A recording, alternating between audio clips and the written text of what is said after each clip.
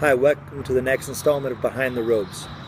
As you can see, I'm sitting next to one of the small lakes on the outskirts of Houston, Texas, and I just got finished with my own personal internal meditative practices, and I thought I'd take a second to answer some of the questions and comments that I got from the last installment.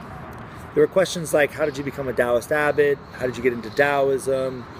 How did you get into this whole path? So in that vein, I can tell you it's a long story, but one that will be kind of flushed out as these segments go along. But I'll give you a bit of the origins.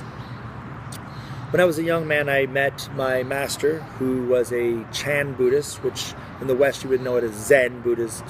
He grew up in a monastery in China prior to the Cultural Revolution, and when Mao came to power, it wasn't okay to be a practicing Buddhist, and many of them were either persecuted or put to death. He wandered for about 10 years, and as he came down through China, he came through Vietnam, and he ended up coming across with the Vietnamese boat people to Chinatown, San Francisco. I was born and raised in the San Francisco Bay Area, and so our meeting was what you might call a synchronicity. Upon first meeting him, what attracted me to him was the fact that he practiced martial arts. Being a young boy who was fanatical about everything martial arts, it was very sort of fantastical for me, I suppose you could say. But in me, he felt he had found somebody that we had had some sort of spiritual connection to. And so over about a 10-year period, he taught me all that he knew of Zen and of Taoism. His parents were both actually Taoists who, at the age of 6 years old, were on a mountain called Song Mountain in China.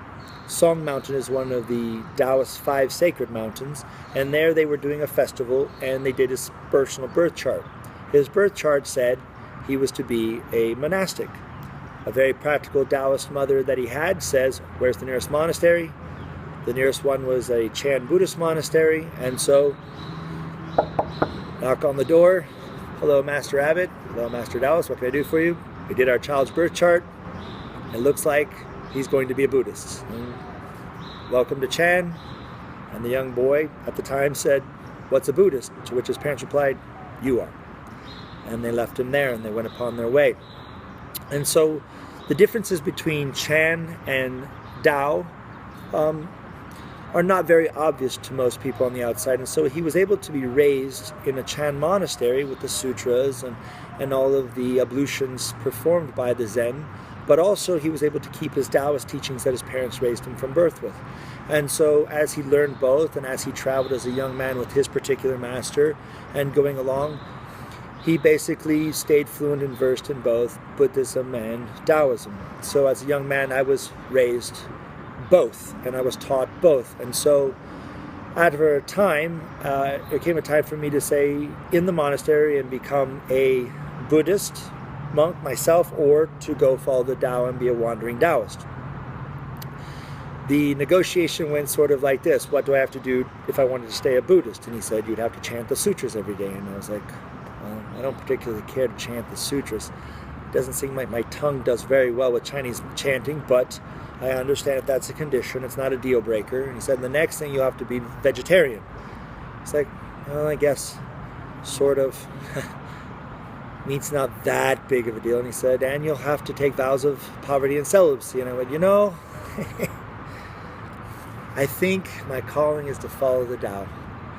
And so I packed and I went upon my way in my journeys through many, many different countries and many different people. And so that's sort of the beginning of how I got into the path of the Tao.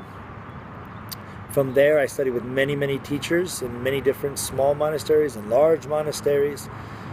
I always wanted to stay the wandering Taoist for many years because I wanted to understand the breadth and depth of what it was to be Taoist versus actually alighting on one particular thing, saying this is Tao.